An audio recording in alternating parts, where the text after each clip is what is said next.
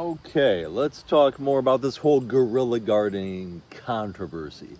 And I say controversy because every time I promote some form of guerrilla gardening or guerrilla grafting, I get people who get absolutely outraged by it.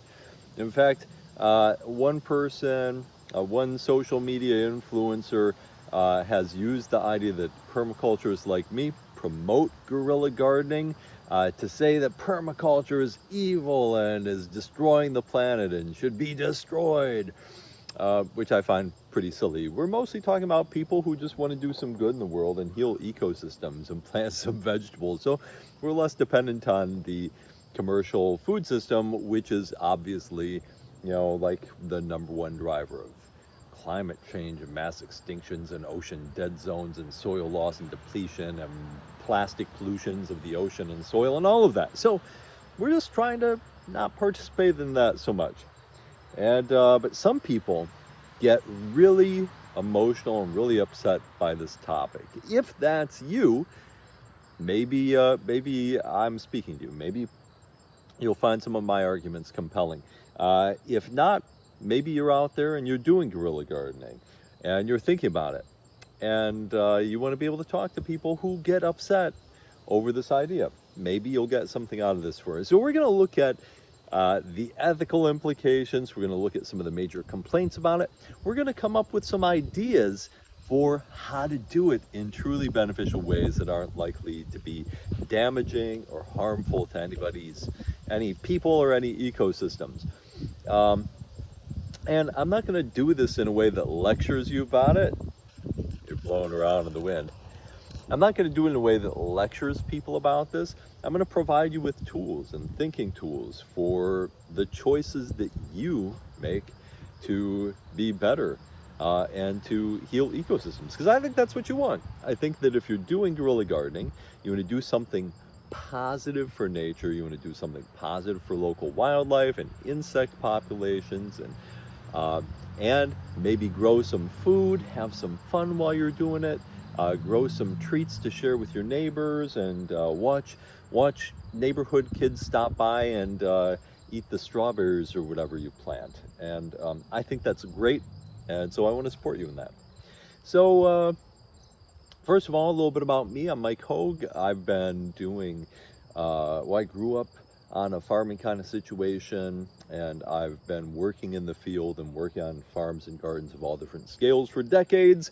And I've worked for a bunch of environmental organizations, and I've been foraging for almost the whole time. I grew up foraging, and the foraging very gradually kind of shifted into wild tending, which is kind of a form of guerrilla gardening. As soon as you're going to places that you don't own and you're participating there and maybe taking some of the food, and then maybe you want to do a little bit of a tending of it, so you give something back to the ecosystem, you're essentially guerrilla gardening at that point. That was the sort of drift for me, was finding some great foraging spots and thinking about how I could make them healthy and make them better. So by the way, over time, that even turned into forms of income for me, doing wild tending, foraging, and guerrilla gardening.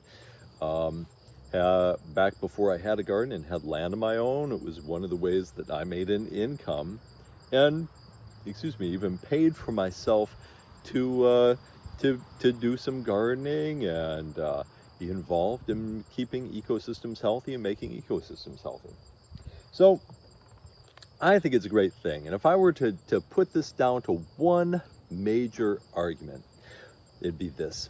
We have tons of people out there who love gardening, who would love to garden, who would love to do something good for the planet and for ecosystems, and they don't have access to land.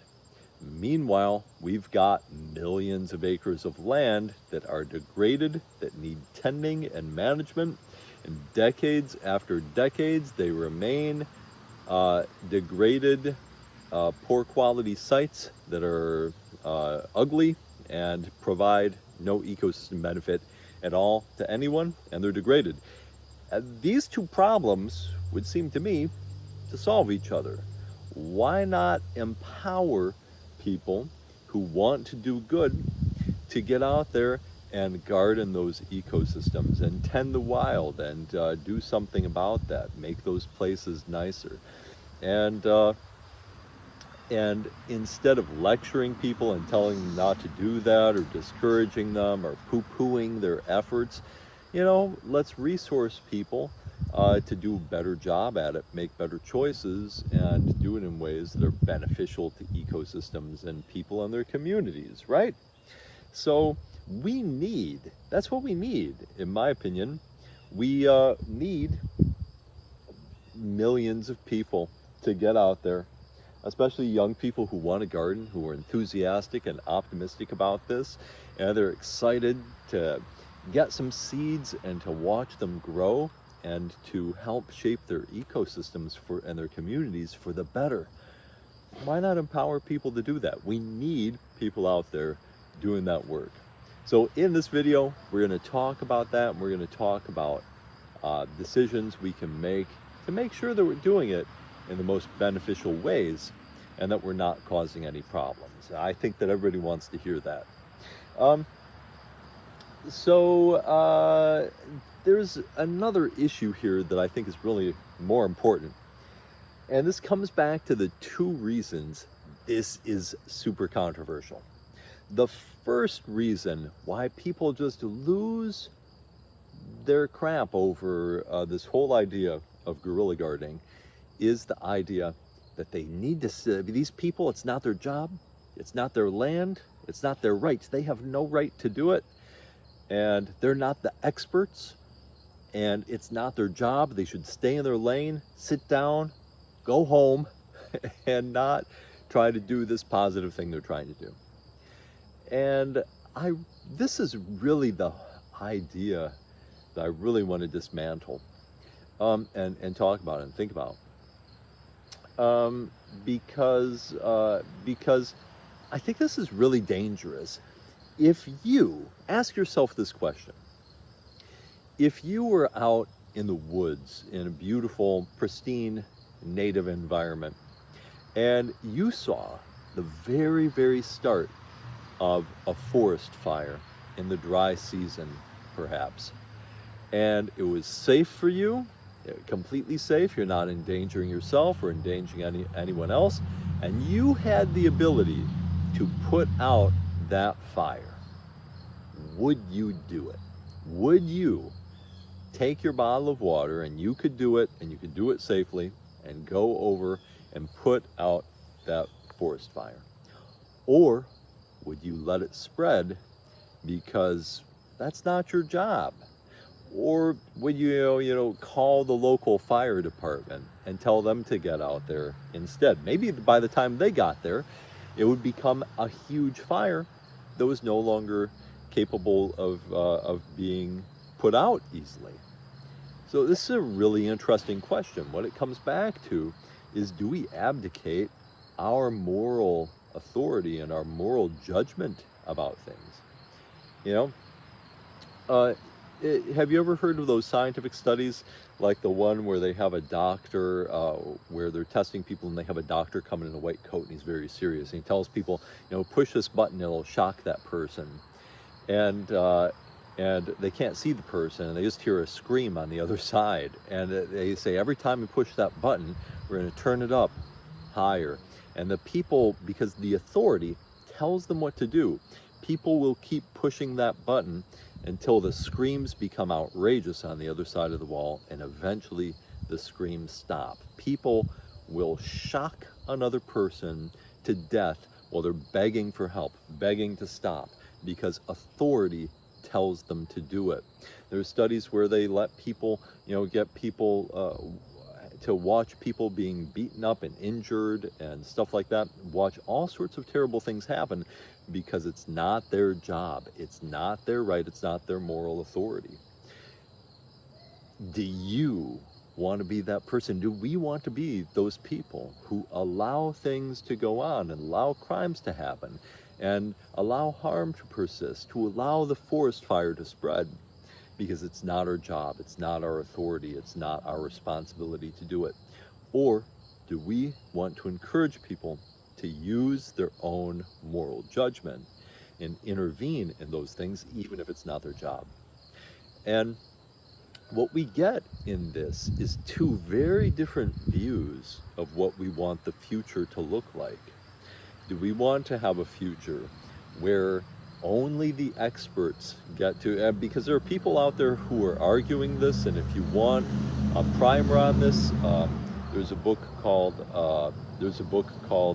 Half Earth, about a half-Earth philosophy for how we save the environment, which is we kick all the humans off of half the Earth, and then we set aside that half Earth and give it to corporations and experts to manage, and you know, the rest of us can't go there. It's a free, that half of the Earth is preserved for the wild. Of course, the wild can't maintain itself, so it has to be maintained using fossil fuels and corporations, and of course the corporations will get to mine it and profit from it and all that, and that's the whole philosophy.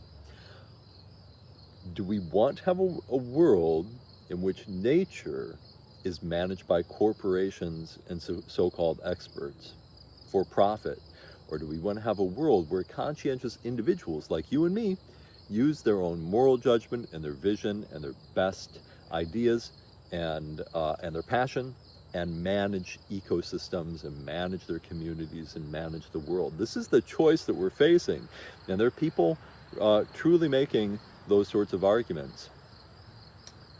So it's you know, which kind of approach do you want? Which world do you want?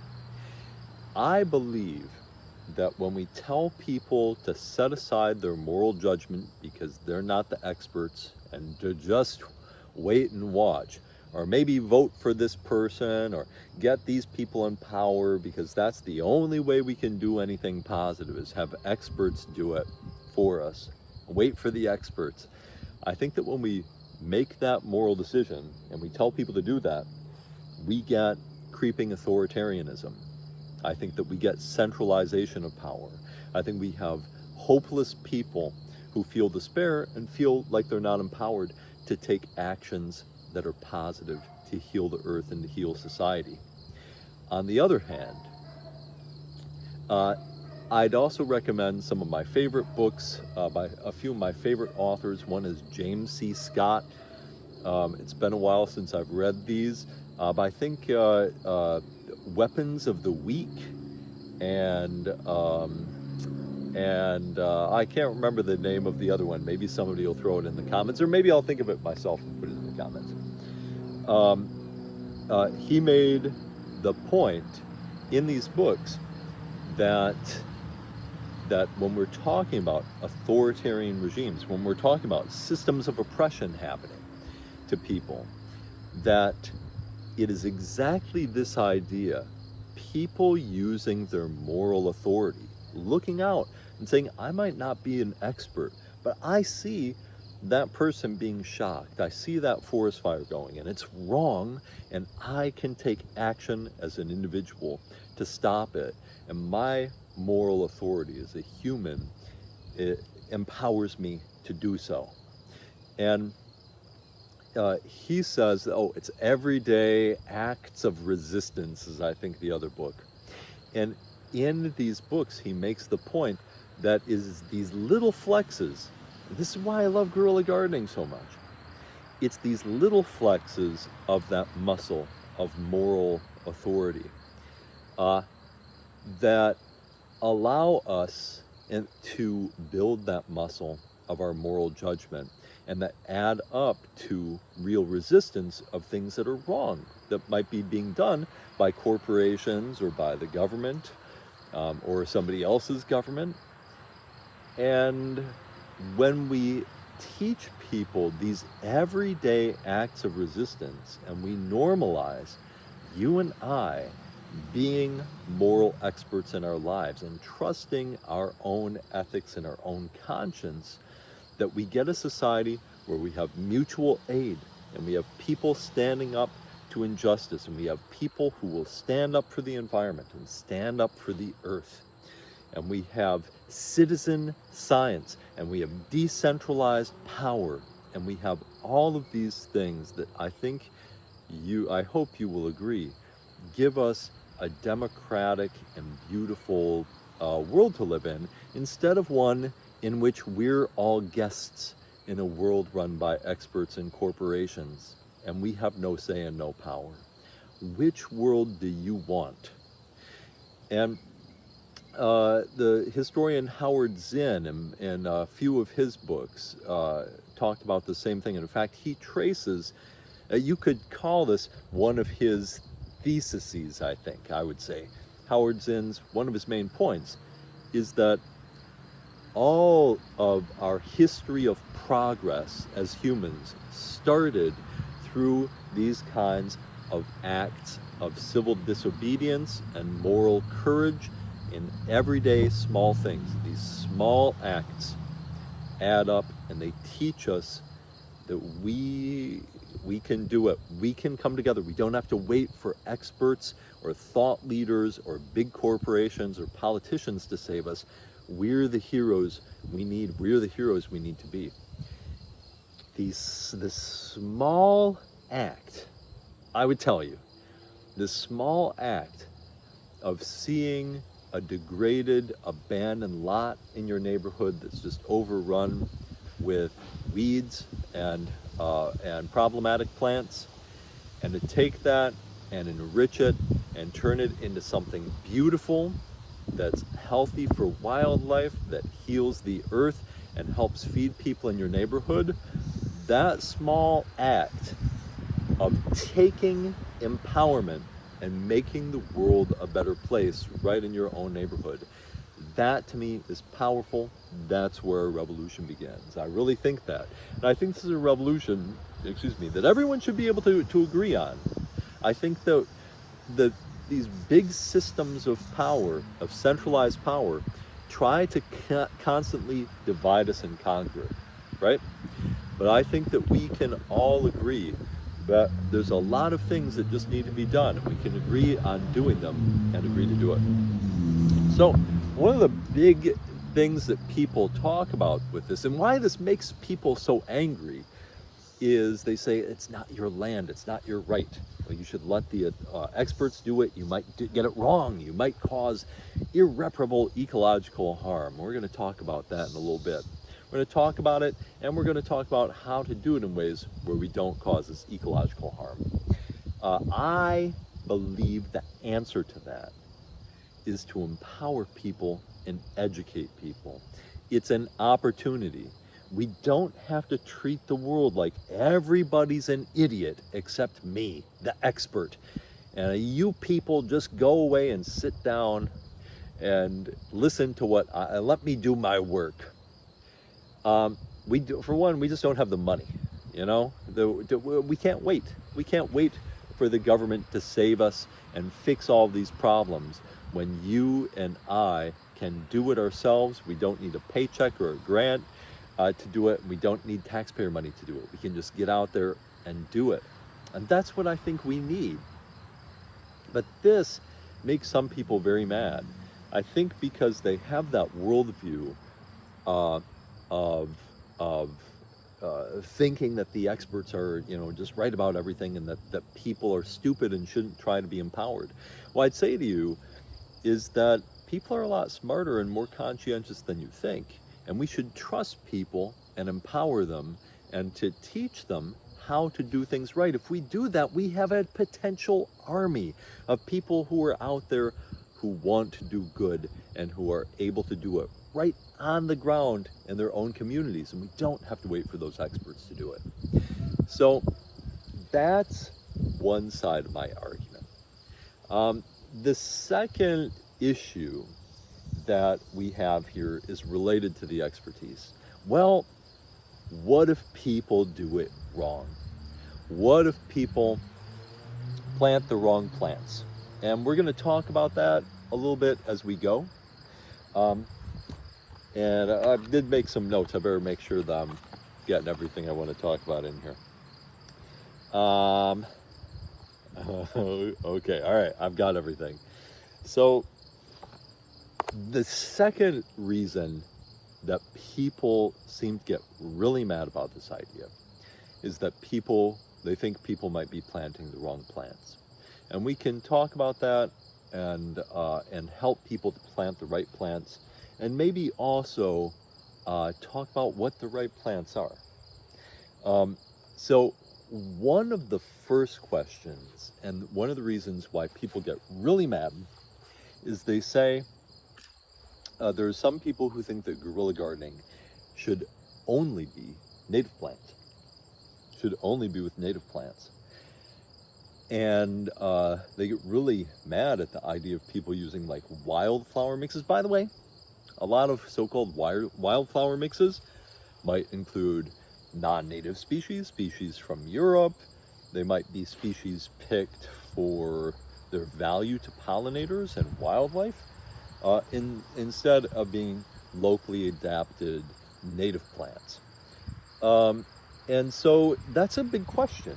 Should we only plant native plants? And I want to give you an honest and nuanced answer about this. I've really struggled with this question.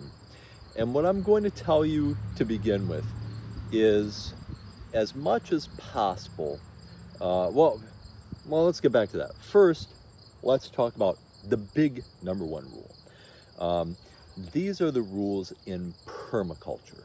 So if you take the Permaculture Design Certificate course, it traditionally uses the Permaculture Designer's Manual as its textbook. And these are the rules from the Permaculture Designer's Manual. These are in the beginning chapters. And I'm going to tell you the version that was pulled out of the Designer's Manual by Toby Hemingway, the best-selling permaculture author of all time. Maybe you guys will get out there and buy my books and make me that guy. Hey, check out my books while you're at it. I've got some great books, especially about these ideas. Especially my book, Beauty and Abundance, talks a lot about like seed mixes and native plant ecologies and guilds that work well. If you're interested in that thing, check it out. So yeah, check out those books. So those rules in the Permaculture Designer's Manual start with the rule, as Bill Molson used to always put it, don't mess in the bush. It's this weird Australian way of putting it. And by what he meant by that was, don't interfere in healthy, intact, native, or mostly intact ecosystems. And you know, the reason why is pretty simple. I think we all agree those places are just cool. I have a few videos about a place, one of the only uncut original growth forests in east of the Rocky Mountains in Indiana, Turkey Run State Park. And I love that place. It's like a church to me. You know, it's a place that I can go and see what the plant community may have been in part like, potentially, prior to Columbian contact. Of course, it is missing a few major keystone species. The prevalence of the wood buffalo in the area, the prevalence of lynxes and other wild cats, the prevalence of bobcats, wolverines, things like that. It's missing the passenger pigeon, it's missing the chestnut, and most importantly of all, it's missing the Native Americans who used to actively manage that landscape for thousands of years. But with that said, it shows us what that system was like after, you know, a few hundred years of being not managed. And we still see an area that contains the original growth forest, and it's one of the only ones we can look at. And to me, that's a very special place. It's a very special kind of ecosystem. We have other places that are very old and contain a lot of native plants. Now, they regenerated with lots of native plant stock before a lot of non-native plants came to the Americas. Those are also very special places to me. To me, They're like time travel. They're like biodiversity libraries. They're libraries for understanding the food webs and for doing research and understanding nature and understanding long eras of evolution and adaptation and ecosystem food webs. So they're just very special laboratories and schools for us to maintain. Um, so we shouldn't mess with those, you know? And so rule 2 would be, and this one we're kind of getting away from permaculture. This is my rule 2 for foraging. So we're talking about degraded landscapes. The areas where our guerrilla gardening is going to have the highest positive impact are degraded landscapes of poor ecological value. Sometimes these are parks. I was just at a park that I visited over decades, and it's supposedly like a conservation site, and they come through once a year, and they have a guy who sprays stuff, and he sprays poison on it, and he gets a paycheck for spraying poison there. It's the same set of non-native exotic plants there in the understory that it has been for 20 years. It looks exactly the same. It's and there's not a single native plant to be seen in it. There are no native plants. To me, this gets us back to this idea of our moral authority and our moral ability to be here. The state, the government, obviously, whoever's managing that, it's a large system. They don't have the resources to manage that in a constructive way. The best they can do is send a guy out there spraying poisons once a year so they can pretend they're doing something positive to manage the site. The budget simply doesn't exist. What do you think about this? I think this is a case where when we find places like that, guerrilla gardening and including some native plants in that, and increase and try, if we can get a few natives established and get them spreading there, those are natives that weren't there before. There are no native plants there. So if we can do that sort of thing and start to increase the native biodiversity, I think that that's a moral good. I think it's good. And I think that you or I or anybody looking at this disaster of a place feeling empowered to do that is not bad. Make sure you're not using like locally problematic plants, like the plants that some people would consider invasive.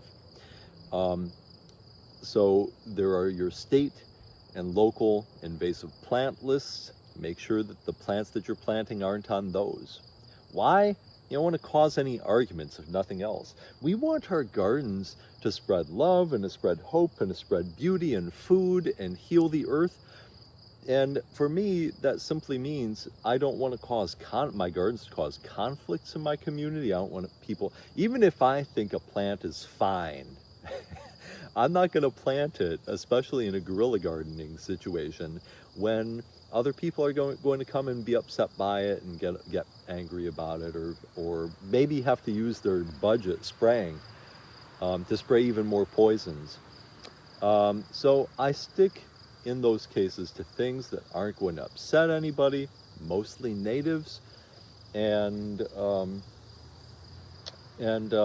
things that nobody's going to get upset about.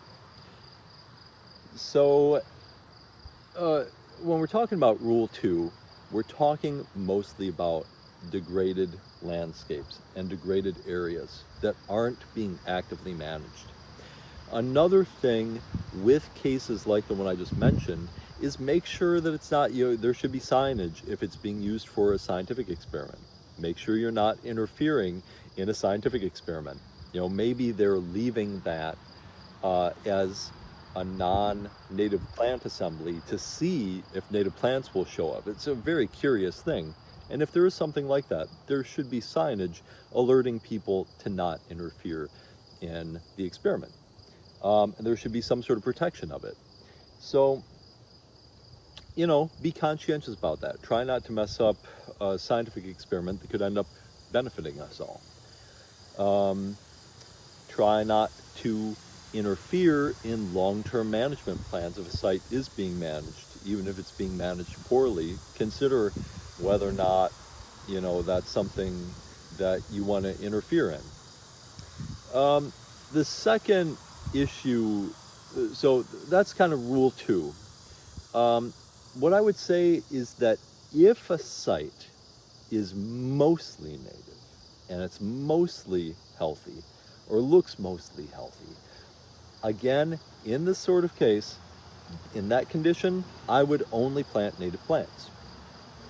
I don't want to cause any arguments, and somebody might come by, and if it is a conservation area where the point of the site is native plants, even if there aren't any native plants, I would not plant non-native plants in that situation. And no matter where you live, there are so many delicious, beneficial, nutritious, great food plants that are native plants that you could plant wherever you live. That's true, that you could plant into those situations, and then you would be serving that stated goal of conservation of the area by increasing the native biodiversity too. It's something that everyone should celebrate and nobody should be mad at, and it will add beauty and it will add food and it will be beneficial, right? So the third rule then is when we're talking about truly degraded sites that are not being managed in any kind of way, and maybe they're local to you, especially in urban environments. In those cases, I would say to plant a beneficial mix of native plants and your the food plants that you may want, and I prioritize native plants just because native plants are cool. We'll talk about that more in a minute. And beneficial non-native plants that would be good habitat plants. So I would plant those 3 things in those degraded situations where there's very little risk of that causing any kind of damage, and it's only probably going to be beneficial, and we'll talk about that in a minute. So with that, and then the 4th rule would be don't plant plants that are known to be problematic. Just don't do that. Don't plant those plants. We don't want to make people angry. We don't want to cause conflicts. Just don't do it, right? That's my advice to you. Unless you are a drama king and drama queen and you want to be fighting with people and you want to make people mad, then if you're going to do that, still don't do that. Just don't do that. Don't be that person. That's a terrible way to live. I said I wasn't going to lecture you, but there you go. Don't be that guy. So let's get back to the question that people get angry about. And I think there are people out there who will hear what I just said when I got to that rule 3, and I said in those degraded environments, especially urban environments or areas within settlements that are badly damaged and they're not healthy native ecosystems, those are the places where we might want to plant some food plants. And what I will say is, or what I said, is that there's really no scientific evidence that's tenable at all that I can defend that would tell people that it's detrimental or harmful in any way to do that. You're not planting known problematic plants. They're poisonous or on invasive species lists, which are going to cause conflicts. There's just no scientific evidence or any reason at all to think that's going to cause any kind of harm. So we're going to talk about that. And this is one of the places where some people get very upset because they believe this sort of thing should be only native plants. So should we plant only native plants? And this is something that I've honestly struggled with. And maybe 20 years ago, I was in the height of my native plant fervor. And since then, looking at the science, looking at science that has come out since then, what I've found is that I cannot defend the statement that you should only plant native plants. Like I can't tell people that ethically, because I can't support that logically or with any kind of evidence.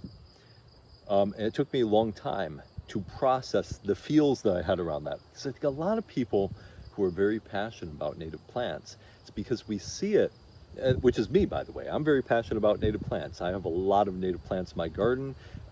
One of the native plant landscapers where I used to live visited my garden and said there are more native plants in this garden, more species of native plants in this garden than any native plant site in the state, is what he said, of the size.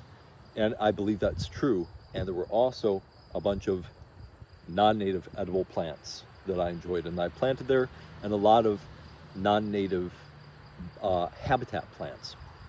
And what changed my mind on this is that there were just have been a number of studies where in these cases the researchers very clearly wanted to prove that planting native plants would be better and more beneficial than planting an exclusively native plant community would be better and more beneficial than a plant community that also included non-natives.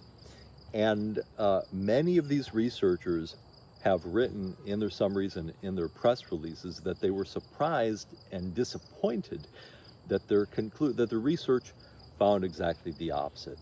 And I will put some of these in the comments or in my description, so you can go and you can look these up.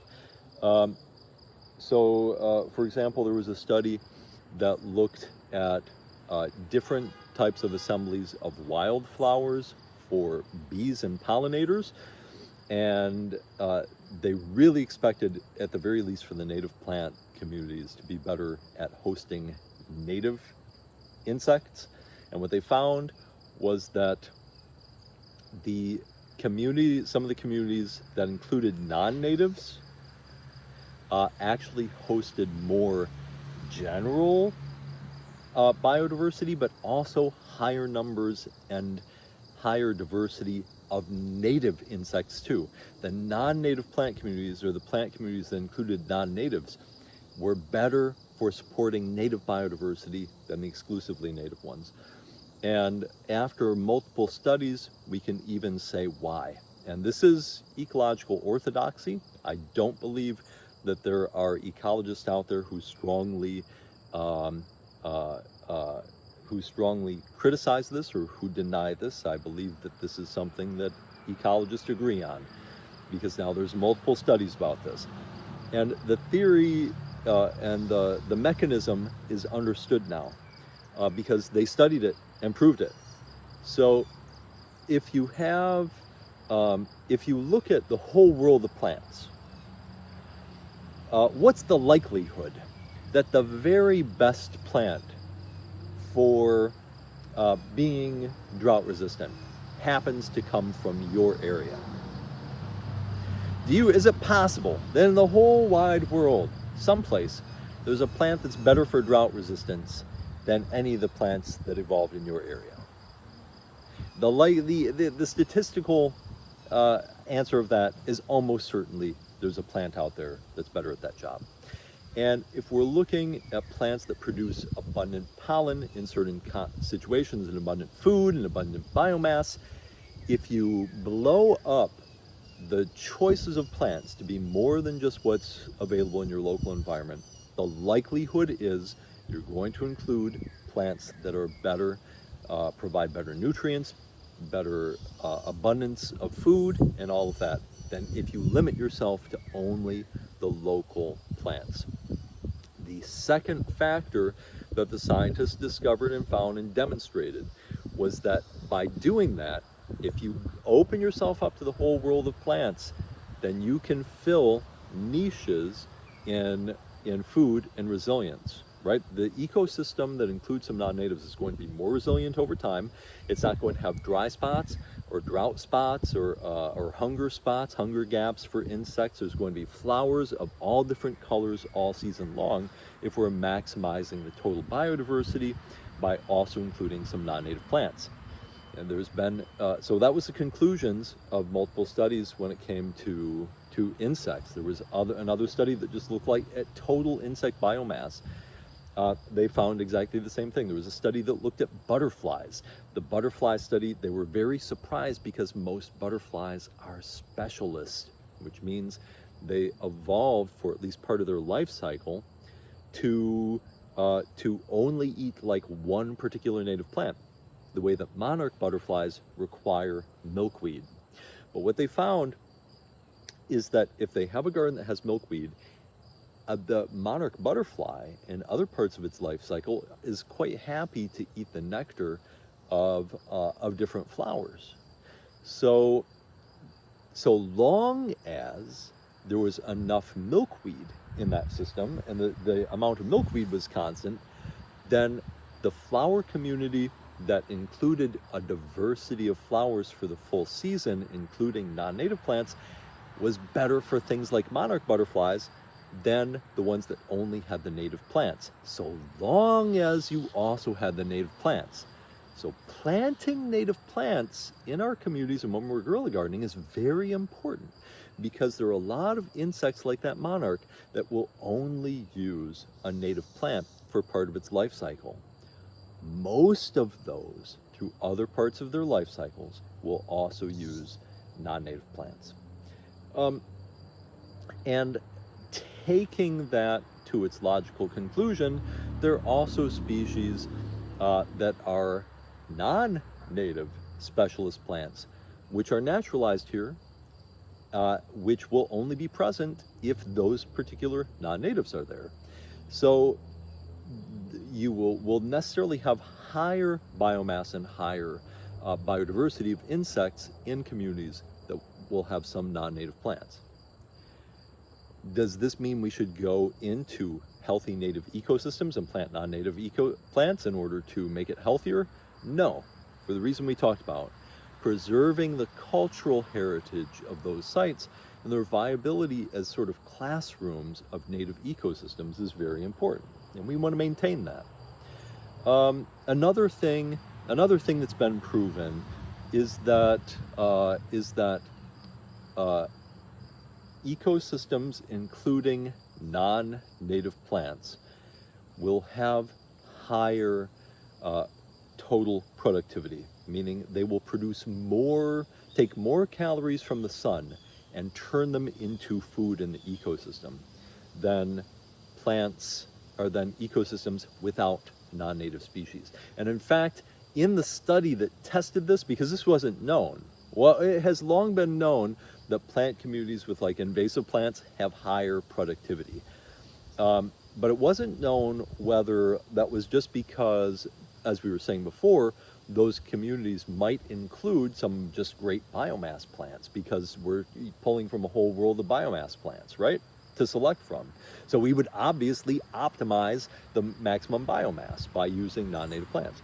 But what they found is that those same plants within their own evolved native range don't produce so much biomass. It's when they find niches and the reason why is if you take a healthy forest, a healthy native forest, and it's already filled up to the brim with biomass and productivity, it's thought that productivity is close to its maximum range, that plants are going to fill every possible niche. That's the ecological orthodoxy.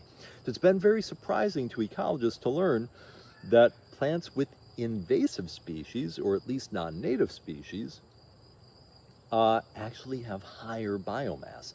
And what they found, because they're filling up all of the extra niches, you can find different plants from different places and put them in there, and something will find there. They can find little niches and really maximize the total biomass in that forest, which means there's more food theoretically for wildlife at all different trophic levels.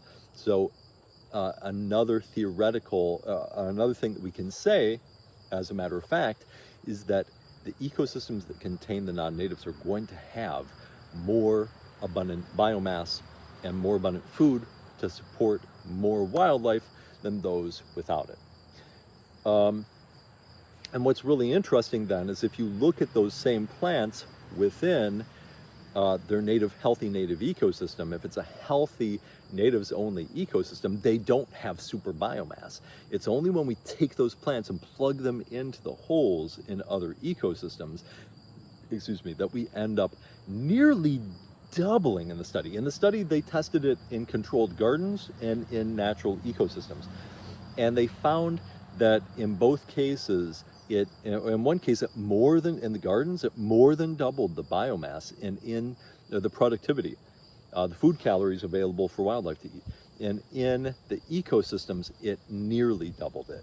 So when it comes down to it, is there a moral or ethical imperative to say native plants only? I find I cannot defend that claim. I cannot say any reason for it. When we're talking about an already degraded system, we're talking about not using known problematic plants, then in fact, the ethical and moral obligation could be made to say that we can maximize the benefit of our earth healing operation and activities by also including some food plants for people, to feed people, and to teach people to forage and to love nature. And we could also be maximizing the benefit to wildlife in urban situations by including non-native plants.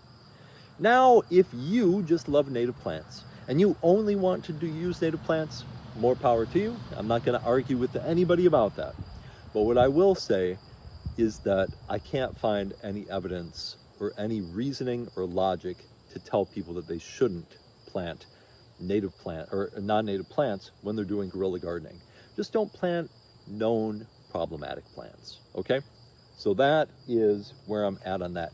Now, I think those are the major issues that I see people talking about and debating and getting upset about with this controversy. Am I wrong? Am I wrong? Did I get something wrong in this? I am open to discussing these things. I try to be very conscientious and open about these things. When I say that the only reason I can't tell people to only plant native plants is because I cannot support that logically, that's true. And if you can help me support that logically, you can change my mind. I'm totally willing to engage on this topic. Check out the links that I post in this video and read through them and see if you find those compelling first. So I hope that where this leads is for you to feel empowered. Yeah, and this is another thing to take with this idea of looking at ecosystem health. If you're increasing biodiversity, let's put it this way. You find an unmanaged lawn that's 90% grass, maybe clover and dandelions, and the people come and they mow it once a year or something like that, and that's all it is, and that's all it's being used for. And you have the ability to go and in various ways increase the biodiversity there and add plants. That can only be beneficial, right? The more species you add to that, the more benefit it's going to provide to ecosystem, to feeding birds, to feeding endangered species and insects in your local area. And it might also be able to feed some people and help with hunger and help reduce the use of that industrial food system. It doesn't have to be perfect. You don't have to be an expert. You have to be conscientious. You have to watch, be careful, be mindful, and be willing to change what you're doing and be accountable for it over time. And don't leave messes for other people to clean up. You know, and a lot of that is just common sense, isn't it? And I think even just by having this conversation and listening to it, I hope you feel like you've thought through more of the implications and can take that common sense and that education to how you could do this better. If you want to know, I've got a bunch of videos about plants that are great for wildlife. I've got a bunch of videos that show what plants to use to create a full season of flowers within a lot of areas, including lots of native plants. I've got lots of videos about native plants that are great to use in guerrilla gardening type situations. Watch those, get educated about it, and you'll feel like you can do more. The final consideration is that it's not just about the ecosystem. There's also some other practicalities to think about and use our common sense with. Don't plant things where they're going to get up in power lines and cause people to have to come and cut them down or spray them. Don't plant in areas where you're going to be messing up sight lines, right? Don't plant in areas where it's clearly going to cause conflicts. Don't plant food plants that children might eat in areas where the soil might be contaminated with poisons or toxins or lead. And don't tempt children to eat lead. These are practicalities I hope you'll think about. I think this isn't rocket science stuff. I hope you feel empowered, that you can reason through these things, use your common sense, and get out there and have fun gardening, have fun making your community more beautiful and more wild and better for wildlife. Okay, that's all I've got. If you think I'm wrong about any of this, please let me know and we'll talk about it. Thanks everybody for watching. Bye.